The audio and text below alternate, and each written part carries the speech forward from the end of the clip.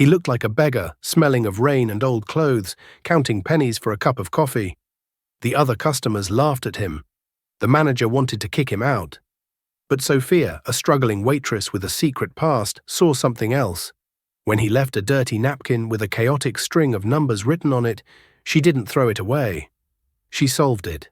She didn't know that napkin was worth $4 billion, or that by correcting his math, she had just become the most dangerous target in the city. You won't believe who he really was, or the genius answer that changed everything. The rain in Seattle doesn't wash things clean, it just makes the grime slicker. It was 11:15 p.m. on a Tuesday at the Red Booth Diner, the kind of place where the neon sign buzzed with a dying flicker and the coffee tasted like battery acid and regrets. Sophia Jenkins wiped down the counter, her wrist aching. She was 24, but her eyes held the exhaustion of someone twice her age. In her pocket, her phone buzzed. She didn't need to look at it to know what it was. The third warning from the collection agency regarding her father's medical bills. The hospice care was bleeding them dry, $5,000 a month, and her tips tonight totaled a pathetic $28,000.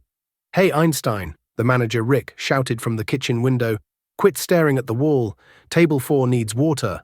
And keep an eye on him. If he doesn't order food in 10 minutes, kick him out." Sophia nodded, tucking a stray lock of brown hair behind her ear. She grabbed the pitcher and walked toward table 4. The man sitting there was a specter of misery. He wore an oversized tweed trench coat that had seen better decades, stained with mud at the hem. His beard was grey and unkempt, hiding half his face, and he wore thick black-rimmed glasses held together at the bridge by white tape. He was counting coins onto the Formica table, mostly pennies and nickels, trying to scrape together enough for the cheapest item on the menu. "Evening," Sophia said softly, pouring the water. "Do you need a minute with the menu?" The old man looked up. His eyes were startlingly blue, sharp and piercing, behind the taped lenses. They didn't look like the eyes of a man defeated by life, they looked like the eyes of a hawk scanning a field. "Just coffee, miss," he rasped, his voice sounding like grinding gears, "and I'm afraid I'm a bit short. I have 85 cents. The coffee was $2.50. In the booth behind him, a group of young corporate bankers in tailored suits laughed loudly. One of them, a slick-haired man named Greg, threw a crumpled straw wrapper at the old man's head. "Hey, Pops," Greg sneered. "Why don't you go beg outside? You're ruining the aroma of my truffle fries." The old man didn't flinch. He just stared at his pennies. Sophia felt a surge of anger, hot and sharp. She turned her back on the bankers and looked at the old man. She reached into her apron, pulled out her own wallet, which contained exactly $12, and took out a $5 bill. "Coffee is on me tonight," she whispered, blocking the view so Rick wouldn't see. "And I'll bring you a slice of cherry pie. It's from yesterday, so I can comp it, but it's still good." The old man froze. He looked at the $5 bill, then up at Sophia. "Why?" he asked. "You don't look like you can afford to waste money on a stranger." "My dad always said that dignity shouldn't have a price tag," Sophia said, forcing a smile. "Besides, it's raining. Nobody should be hungry in the rain." She walked away to get the pie. She didn't see the old man pull a Mont Blanc fountain pen, worth more than her car, from his ragged pocket. He flipped over the paper napkin and began to write furiously. 20 minutes later, the diner was clearing out. The bankers had left, leaving a mess and a pitiful 10% tip. Sophia was bussing their table when she noticed the old man standing up. He buttoned his coat with trembling hands. "Thank you, Sophia," he said. He had read her name tag. "The pie was excellent." "Take care of yourself," she said gently. He hesitated, his hand resting on the table. "I left something for you. A tip. It's not money, but if you are who I think you are, it's worth more." He turned and walked out into the pouring rain, disappearing into the shadows of the alleyway faster than an old man should be able to move. Sophia sighed and walked over to table 4 to wipe it down. She expected to find nothing, or perhaps a religious pamphlet. Instead, she found the napkin. It was covered in black ink, written in a precise architectural hand. It wasn't a phone number, it was a sequence. Code FX, LIM N, S, PN, NLOG N. Integrity check 0.02451. If X was Ethelgard, then Y, ADSA, Error at line 44, recursive loop detected in moral weight variable. Sophia froze. The rag in her hand hovered over the table. To anyone else, this was gibberish. The scribblings of a mentally ill homeless man. But Sophia wasn't just a waitress. 3 years ago, she had been a PhD candidate at MIT, specializing in algorithmic ethics and quantum cryptography. She was the youngest student in her cohort, a prodigy who had published a paper on predictive morality in AI at age 19.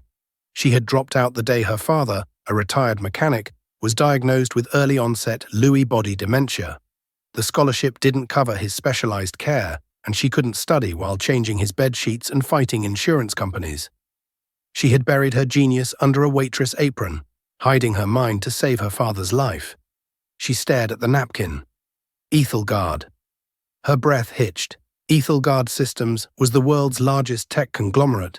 They controlled everything from hospital logistics to military drone defense. Their source code was the most guarded secret on the planet. The equation on the napkin. It was a simplified representation of the Byzantium protocol, the uncrackable logic loop that Ethelgard used to secure their servers. But the old man had written an error message next to it. Recursive loop detected. "He's wrong," Sophia whispered to the empty diner. She looked around. Rick was in the back counting the till. She grabbed her ordering pad and a pen. Her hand, usually steady, trembled slightly. She sat down in the booth the old man had just vacated. The equation assumed that the variable moral weight was a constant.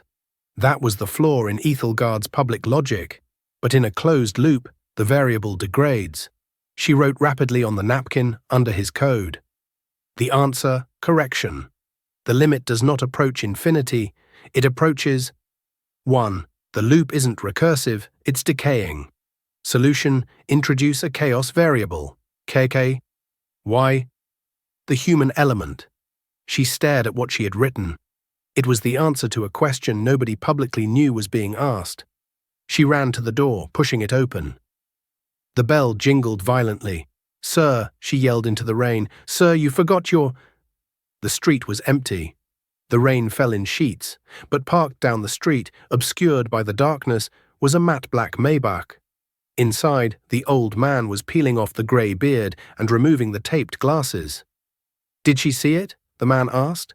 His voice was no longer raspy, it was the commanding baritone of Arthur Penhaligon, the CEO of Ethelgard Systems, a man worth $60 billion. "She's reading it now, sir," the driver, a massive man named Graves, said while watching a thermal feed on the dashboard. "She's writing on it." Arthur leaned back, a small smile playing on his lips. "Good. Richard thinks I'm senile. He thinks the company is his for the taking. He doesn't know I've been looking for a successor outside the Viper Pit." "And if she solves it?" Graves asked. "Then the game begins," Arthur said, "and her life is about to get very complicated." The next morning, the reality of Sophia's life crashed back in. The adrenaline of the puzzle had worn off, replaced by the nausea of stress. She sat at her small kitchen table in a cramped apartment that smelled of damp drywall. Her father, Thomas, was in the living room, staring blankly at the TV, which was turned off. "Dad?" she called out softly. "I made oatmeal." Thomas looked at her, his eyes cloudy. "Is the bus here? I need to get to the shop. The Ford needs a transmission rebuild." Sophia's heart broke a little more, as it did every morning. "It's Sunday, Dad. Shop's closed. Eat your oatmeal."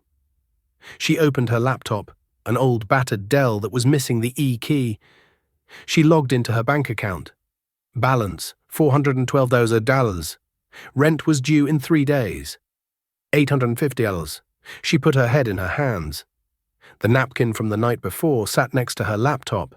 In the harsh light of morning, it seemed silly. A rich man's prank. A coincidence. Suddenly, a heavy knock pounded on her door. Sophia jumped. It wasn't the polite knock of a neighbor. It was the authoritative, heavy hand of someone who expected to be obeyed. She walked to the door and peered through the peephole. 2 men in dark suits. They weren't police. They looked too expensive for that. She opened the door a crack, keeping the chain on. "Can I help you?" "Sophia Jenkins," the taller one asked. He had a scar running through his left eyebrow. "Who's asking?" My name is indistinct, and my employer would prefer to remain anonymous for the moment. We are here regarding the consultation you provided last night. Sophia frowned. I waited tables. I didn't provide a consultation. The man held up a tablet. On the screen was a high-resolution photo of the napkin she had left on table 4. You corrected the Byzantium protocol, the man said, his voice void of emotion. You identified the decay rate in the algorithm. Do you have any idea how dangerous that knowledge is? Sophia's blood ran cold. I was just doodling. I liked math in school. Look, if I did something wrong, I'm sorry. I don't want trouble. We aren't here to cause trouble, Miss Jenkins, the man said. He reached into his jacket pocket. Sophia flinched, expecting a weapon. Instead, he pulled out an envelope. It was thick, cream-colored, heavy. Our employer was impressed. He wanted to return the tip you refused. He slid the envelope through the crack in the door. Sophia took it, her fingers brushing the expensive paper. Do not attempt to find him, the man warned. And for your own safety, do not speak of the code to anyone. Especially not to anyone from Ethelgard Systems who calls you in the next 24 hours. Wait, aren't you from Ethelgard? Sophia asked. The man smiled, a thin, humorless expression. No. We work for the founder. The people calling you next, they work for the board. There is a difference. They turned and walked away down the peeling hallway. Sophia closed the door and locked it. Her hands were shaking so hard she could barely tear the envelope open. Inside was a cashier's check. She gasped, dropping the envelope. It fluttered to the floor. Pay to the order of Sophia Jenkins, amount $50,000. $50,000. It was enough to pay for her dad's care for a year. It was enough to breathe. But tucked behind the check was a second note, written in the same jagged handwriting as the napkin. The chaos variable is correct, but you missed one thing. Richard Penhaligon knows you exist now. The check is for the pie. The real test starts tomorrow. Be at the 44th floor of the Omni Tower at 9 a.m. Don't wear the apron. A. Sophia looked at her father, who was now humming a tune from the 1970s. She looked at the check.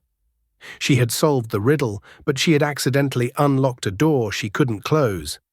Richard Penhaligon was the nephew of Arthur Penhaligon, the ruthless acting CEO known for stripping companies for parts. If he knew she existed, her phone rang, unknown number. She answered. Ms. Jenkins, a smooth, oily voice said, this is Richard Penhaligon's office. We understand you're in possession of some proprietary intellectual property. We'd like to discuss a settlement, or alternatively, a lawsuit that will bury you. Sophia looked at the handwritten note from A. The real test starts tomorrow. She hung up the phone. She walked into her bedroom and opened the closet. She pushed aside the stained waitress uniforms and pulled out the one suit she had kept from her MIT interview days. It was dusty, but it still fit. Dad, she said, her voice steady for the first time in years. I'm going to get us some money. She wasn't just a waitress anymore, she was the chaos variable. The Omni Tower pierced the Seattle skyline like a shard of black glass, a monolith to capitalism that seemed to look down on the rest of the city with disdain. Standing at the base, Sophia felt small. Her suit, bought at a thrift store 3 years ago for her dissertation defense, felt tight across the shoulders. She had tried to steam the wrinkles out with a boiling kettle, but the fabric still smelled faintly of mothballs. She checked her reflection in the glass revolving doors. She didn't look like a corporate shark. She looked like what she was, a desperate daughter trying to hold back a tidal wave. Chin up, Jenkins, she whispered to herself. It's just variables. People are just variables. She pushed through the doors. The lobby was a cathedral of marble and silence. The air was conditioned to a crisp 68 degrees, smelling of white tea and ozone. At the reception desk, a woman with hair pulled back so tight it looked painful didn't bother to look up from her screen. I have an appointment, Sophia said, her voice echoing slightly. 9 a.m. The receptionist finally looked up. Her eyes scanned Sophia's scuffed heels and the slightly frayed cuff of her jacket. A micro-expression of disgust flickered across her face. Deliveries are in the rear, honey. If you're looking for the custodial interview, that's on the B2 level. My name is Sophia Jenkins, Sophia said, placing her hands flat on the marble desk. I'm here to see the board. The receptionist laughed, a short, sharp bark. The board? You think you can just waltz in and… She stopped. Her computer screen had flashed red, a priority override. Ms. Jenkins? The receptionist's voice changed, trembling slightly. Security clearance? Alpha 1? That's higher than the VP's. She looked at Sophia with a mixture of fear and confusion. Elevator 4, top button. It scans your retina. Sophia walked toward the private elevator, feeling eyes burning into her back. The ride up was smooth and silent, but her ears popped as the floor numbers blurred past. 10, 20, 50, 80. The doors opened directly into a boardroom that spanned the entire top floor. The view was breathtaking. Seattle lay spread out like a circuit board below, but the atmosphere inside was suffocating. At the head of a mahogany table, long enough to land a plane on, sat a man Sophia recognized from the cover of Forbes. Richard Penhaligon. He was 45, handsome in a predatory way, with silver-streaked hair and a smile that didn't reach his eyes. Flanking him were 6 lawyers, their laptops open, their faces grim. Ms. Jenkins, Richard said, not standing up. So this is the waitress who thinks she's smarter than our entire R&D department. I never claimed that, Sophia said, gripping her purse strap. I just fixed a math error. A math error? Richard repeated dryly. He gestured to a chair at the far end of the table. Sit. Sophia sat. The distance between them felt like a mile. Let's cut the chase, Richard said, sliding a thick document down the table.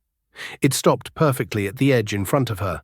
That is a non-disclosure agreement coupled with a confession of corporate espionage.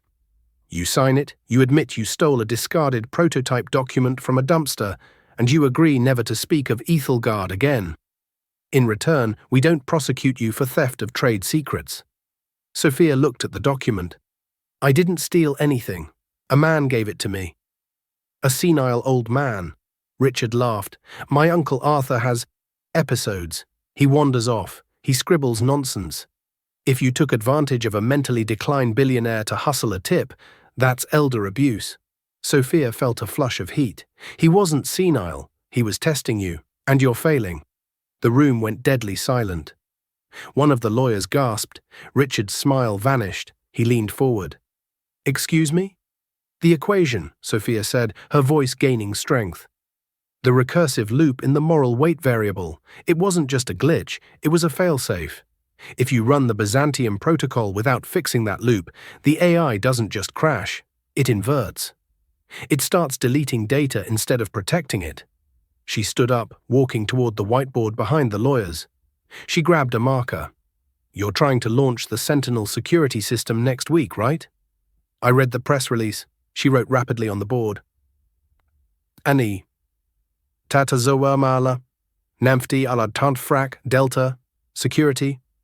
Delta, time. Gakata, Rinfti. Without the chaos variable, I added, she turned to face Richard, Sentinel will interpret its own users as the threat. It will wipe every server Ethelgard owns in less than 4 minutes. You aren't suing me because I stole something. You're threatening me because I'm the only one who knows your flagship product is a suicide vest. Richard stared at the whiteboard, the silence stretched, heavy and taut. He looked at his chief technology officer, a sweating man in the corner. Is she right? The CTO swallowed hard. The simulations have been showing an anomaly, sir. We thought it was hardware latency. But if she's right about the inversion, yes, it would be catastrophic. Richard looked back at Sophia. The contempt was gone, replaced by a cold, calculating evaluation. He wasn't seeing a person anymore, he was seeing an asset. 50,000 a year, Richard said. Junior analyst position. You sign an NDA. 200,000, Sophia countered immediately. Consultant status, no exclusivity, and you pay my father's medical bills in full, directly to the provider, separate from my salary. Richard narrowed his eyes. You're greedy for a waitress. I'm expensive for a genius, she shot back. Richard paused, then smirked. Fine, but you start now. And if you're wrong, if Sentinel fails, I will make sure you spend the rest of your life in a cell so small, you'll have to step outside to change your mind. He stood up and buttoned his jacket. "Welcome to the snake pit, Ms. Jenkins. Try not to get bitten." Sophia's first week at Ethelgard wasn't the triumph she might have hoped for. It was psychological warfare. They gave her an office, which turned out to be a converted storage closet in the sub-basement, 3 floors below the lobby. It had no windows, a flickering fluorescent light, and a desk that wobbled. It was a clear message: we own you, but we don't have to see you. But Sophia didn't care about the view. She had the access codes. For 3 days, she lived on vending machine coffee and adrenaline. She dove into the Sentinel code, unraveling a mess of spaghetti logic that had clearly been written by 3 different teams who hated each other. She found the rot quickly. It wasn't just incompetence. Late Tuesday night, around 2:00 a.m., the building was empty, save for the cleaning crews and the security guards. Sophia was staring at lines of code cascading down her monitors. "This doesn't make sense," she muttered. The recursive loop, the error the old man had shown her, had been hard-coded into the system. Someone had deliberately placed the flaw there. It was sabotage. If Richard launched Sentinel, the company's stock would tank, Ethelgard would lose billions, and... She stopped typing.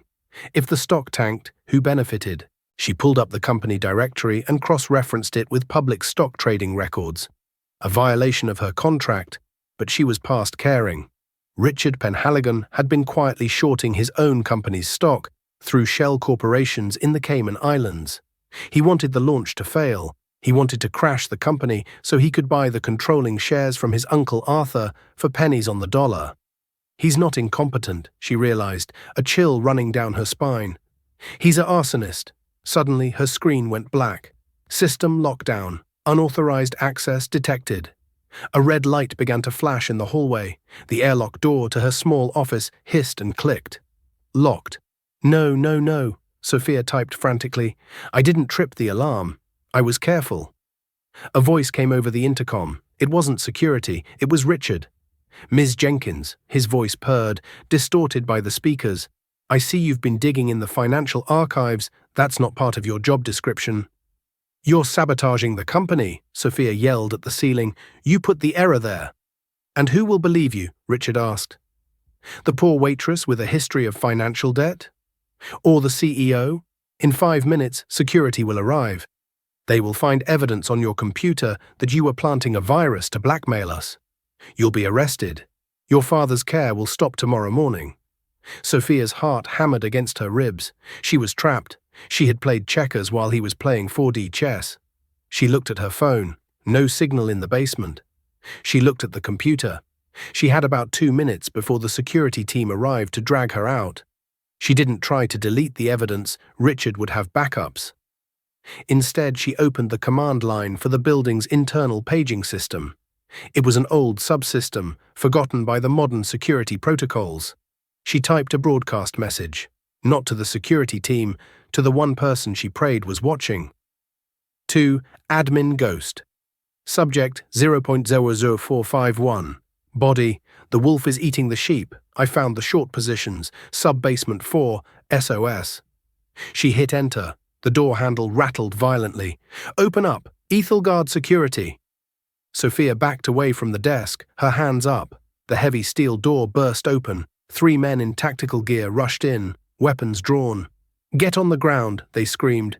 Sophia dropped to her knees, the cold concrete biting into her skin.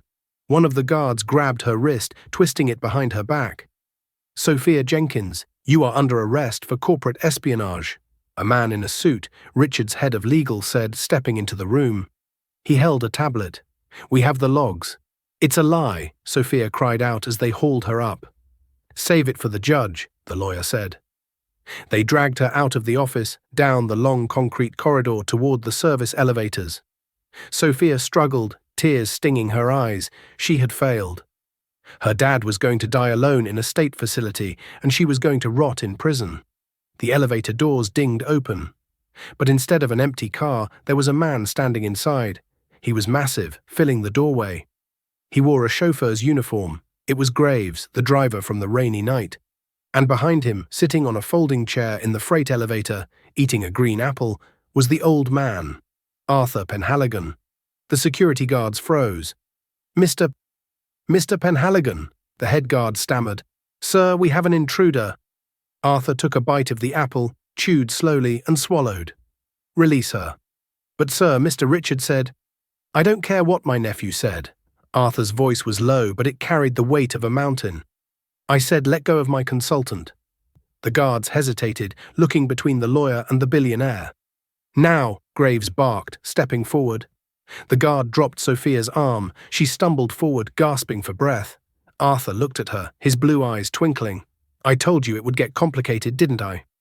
You knew, Sophia accused him, rubbing her wrist. You knew he was sabotaging you. I suspected, Arthur corrected, but I couldn't prove it. I needed someone inside the system who wasn't on his payroll. Someone he would underestimate. A poor waitress was the perfect Trojan horse. He stood up and offered her a hand. Come on, Sophia, we have a board meeting to crash. The elevator ride to the penthouse was different this time. There was no fear, only a cold, burning resolve. Sophia stood next to Arthur, fixing her blazer. Graves stood in front of them like a shield. Richard has the board in his pocket, Arthur explained as the numbers climbed. They think I'm mentally unfit. He's planning to vote me out tonight, citing my erratic behavior, like leaving codes on napkins. Then he'll launch the broken sentinel, crash the stock, and buy the empire. So what do we do? Sophia asked. I have the data on his short selling, but it's on the computer downstairs. Arthur tapped his temple. You have the data here, and I have the authority. But we need a spectacle, drama, Sophia. These people don't respond to facts. They respond to power. The doors opened. The boardroom was full. Richard was at the head of the table, mid-speech. Sadly, my uncle's cognitive decline has reached a critical stage. For the good of the shareholders, we must… I'm declining, am I? Arthur bellowed, stepping into the room. The room erupted. Directors gasped. Richard's face went pale, then flushed with anger. Uncle Arthur, Richard said, recovering quickly, you shouldn't be here. You need rest. Security. Security works for me tonight, Arthur said, walking to the head of the table. Get out of my chair, Richard. This is ridiculous, Richard sneered, not moving. You're making a scene. Who is this? The waitress. You brought the help to a board meeting. He turned to the board members. You see, he's parading a charity case around. He's lost his mind. Sophia stepped forward. She was trembling, but she thought of her father. She thought of the years of poverty, the sneers, the no answers.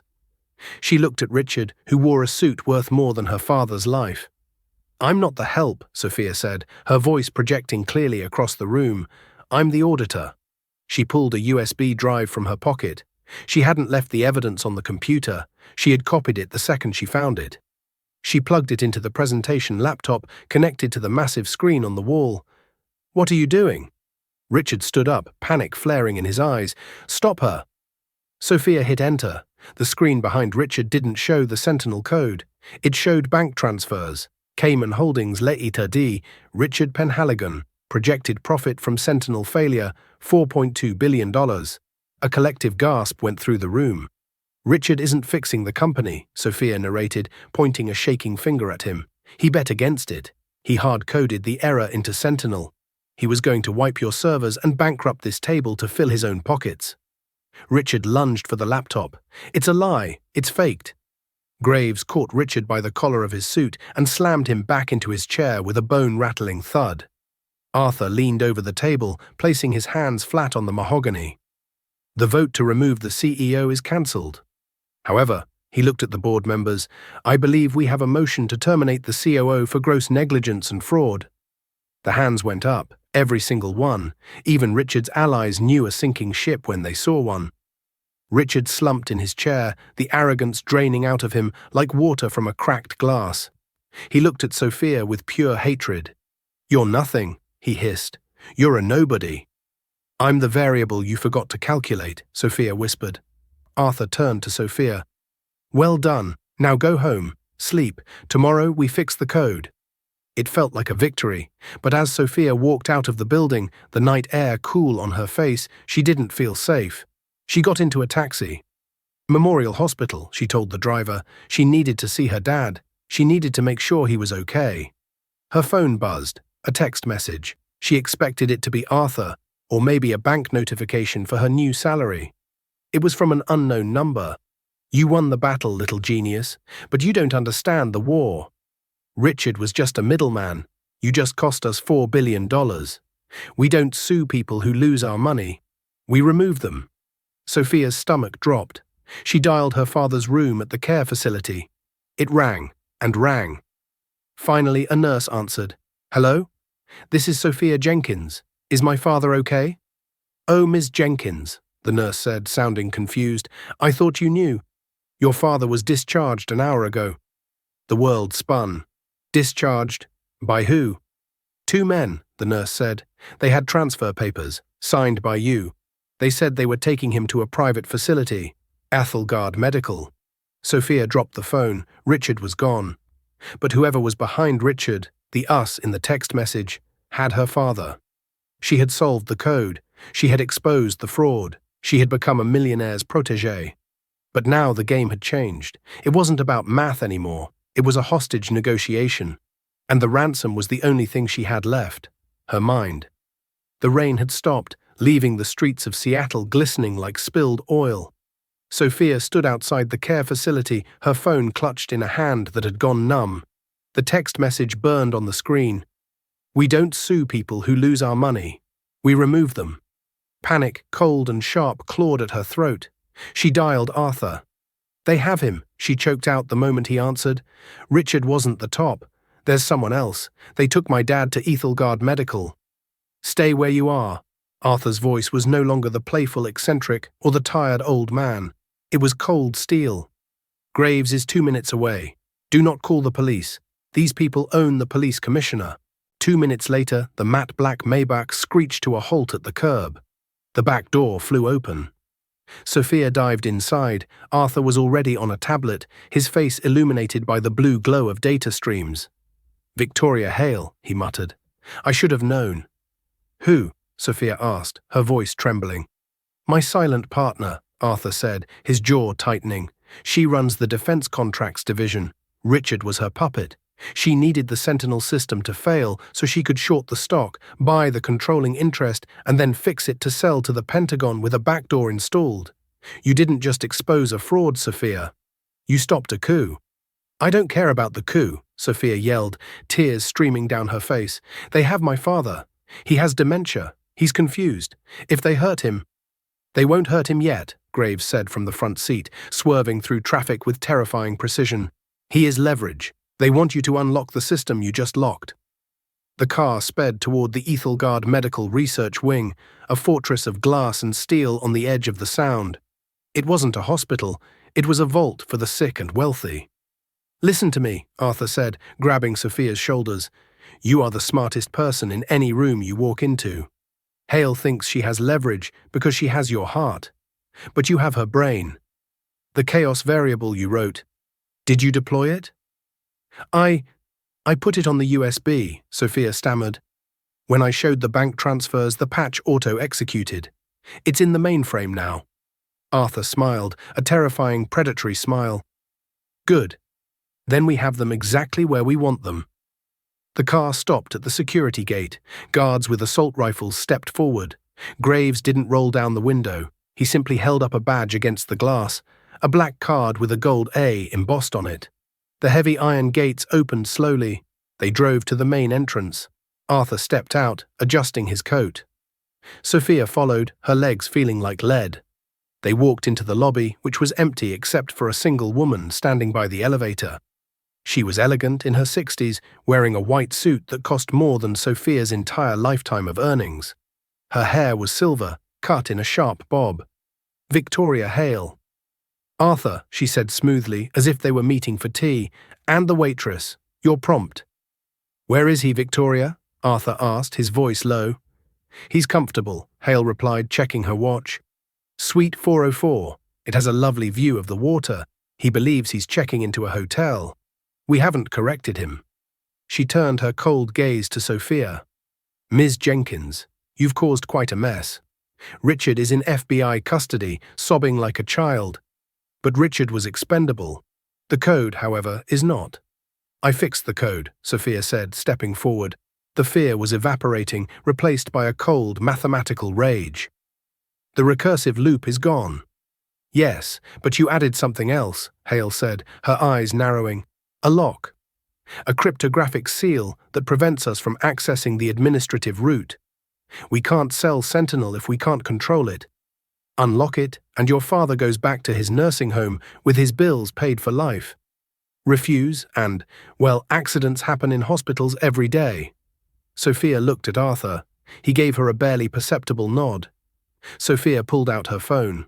I can't unlock it from here. I need terminal access. We have a secure terminal prepared upstairs, Hale said. Follow me. They rode the elevator in silence. The tension was thick enough to choke on. When the doors opened on the 4th floor, Sophia saw 2 large men guarding a door. He's in there, Hale said, pointing to the room. Unlock the system first. Sophia sat at the terminal in the hallway. Her fingers hovered over the keyboard. She looked at the screen.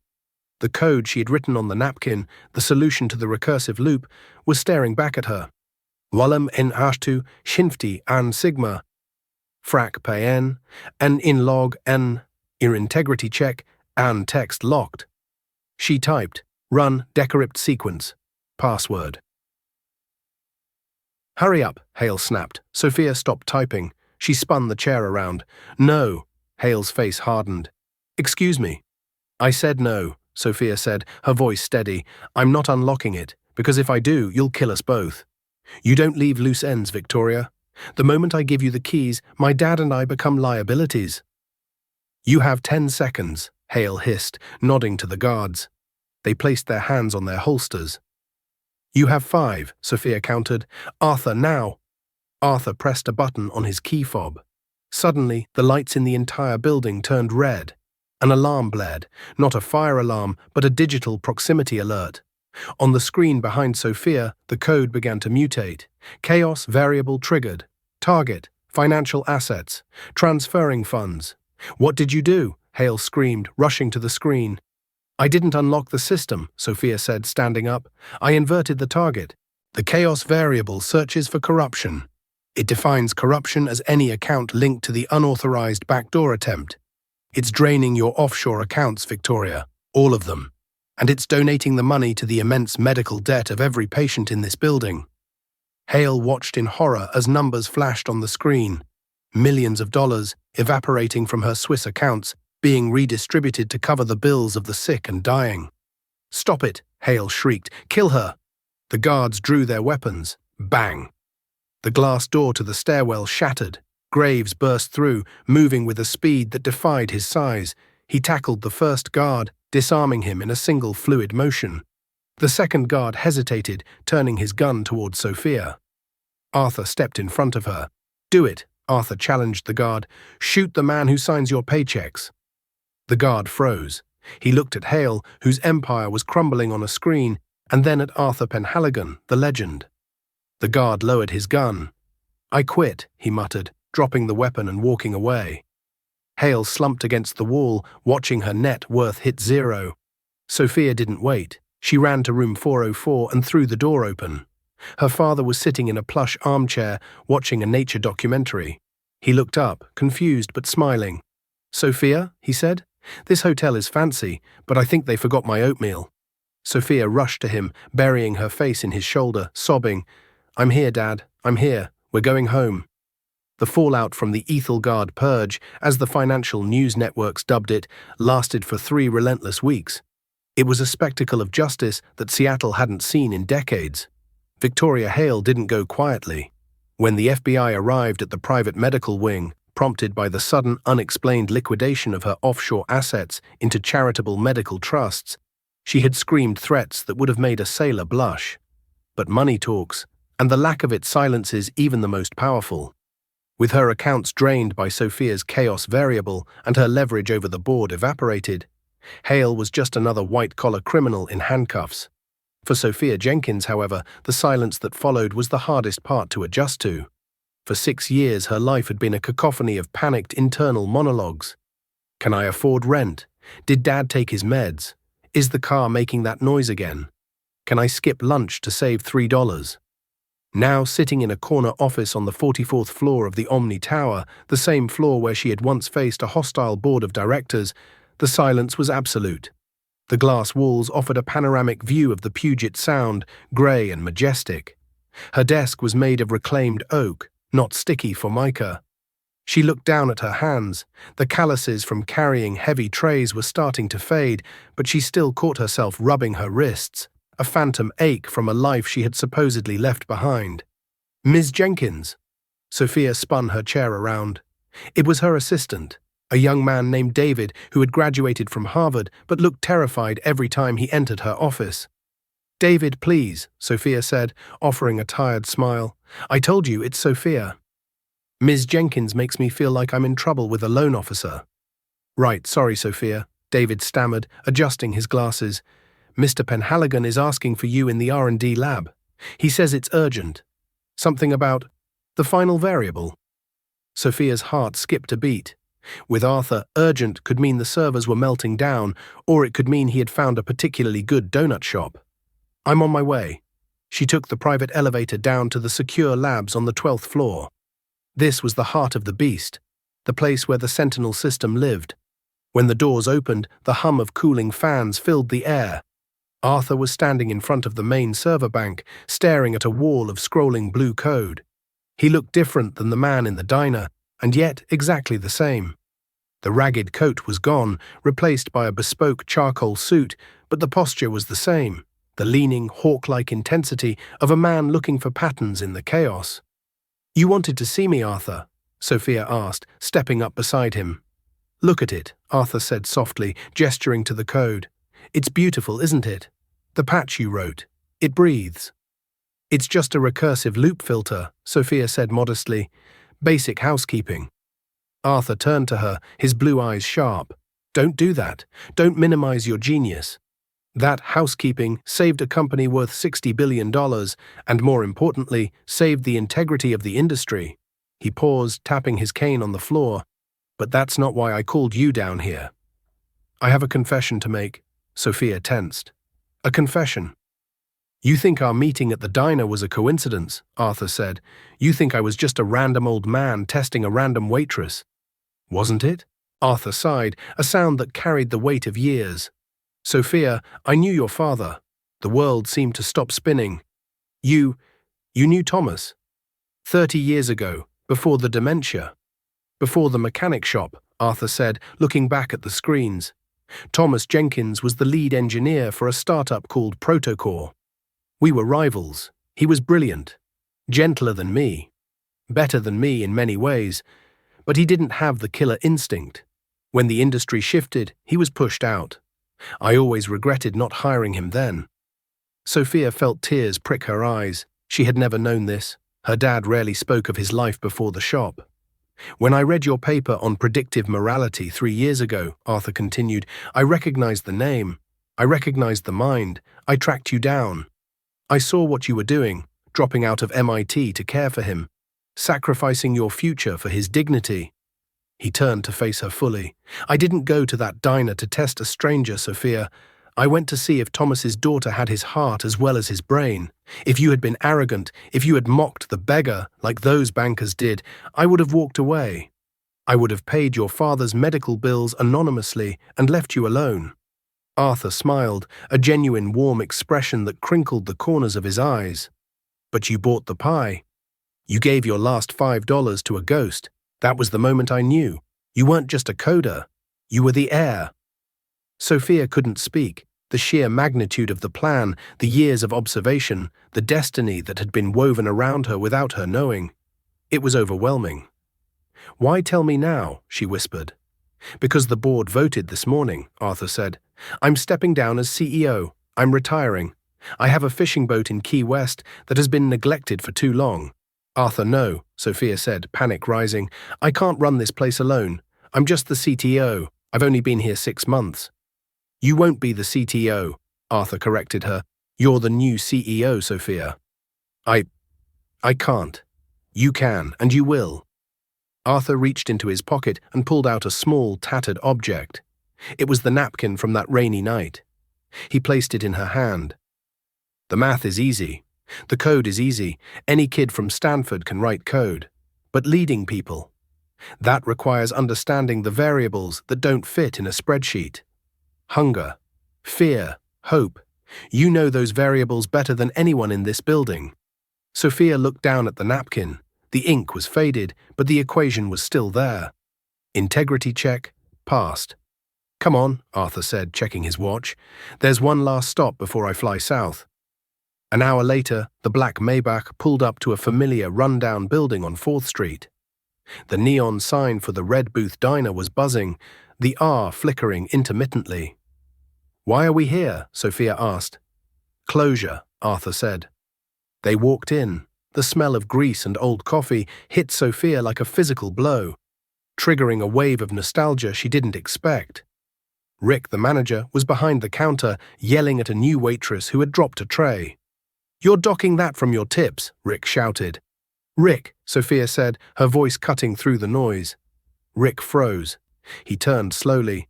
When he saw Sophia, standing in a $2,000 blazer, flanked by Arthur Penhaligon and his massive driver Graves, the color drained from his face. Sophia, Rick stammered, wiping his hands on a dirty rag. I mean, Ms. Jenkins, we were just… Good to see you.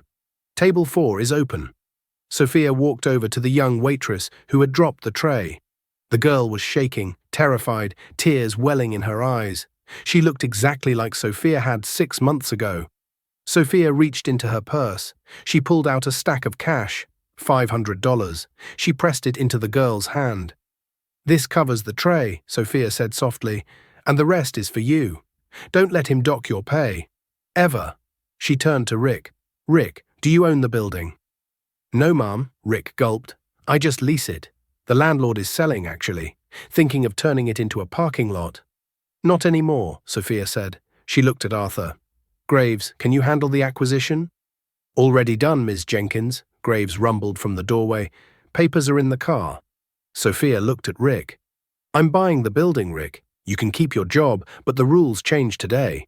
Minimum wage goes to $25 an hour, full benefits, and nobody gets kicked out for ordering just coffee. Do you understand? Rick nodded so hard it looked like his neck might snap. Yes, absolutely. Sophia walked over to booth 4. She sat down on the cracked vinyl seat. Arthur sat opposite her. For a moment, they just sat there, the billionaire and the former waitress, in the silence of the diner. My dad asked about you, Sophia said quietly. He's lucid today. He remembers the old days. He wants to know if you still cheat at chess. Arthur laughed, a loud, booming sound that made the other customers look over. Tell him I never cheated. I just understood the psychology of the opponent. I'm going to go see him tonight, Sophia said. I bought a house, a real house, with a garden. I'm moving him in with private nursing. He's going to spend his last years watching the birds, not a blank wall. Arthur nodded, standing up. He placed a hand on her shoulder. You did good, kid. You solved the equation. Which one? Sophia asked. The only one that matters, Arthur said. He turned and walked toward the door, the bell jingling as he exited into the rainy Seattle afternoon. Sophia watched him go. She looked down at the table where it had all started. She took out her Mont Blanc pen and wrote on a fresh napkin, leaving it for the trembling new waitress. Code Y, kadam. Hope plus hard work. X opportunity. Variable, don't give up. She stood up, buttoned her blazer, and walked out of the diner. The rain was still falling, but for the first time in her life, Sophia Jenkins didn't mind the storm. She knew she was the lightning. And that is the incredible story of Sophia Jenkins. She proved that true genius isn't just about high IQ or solving impossible codes.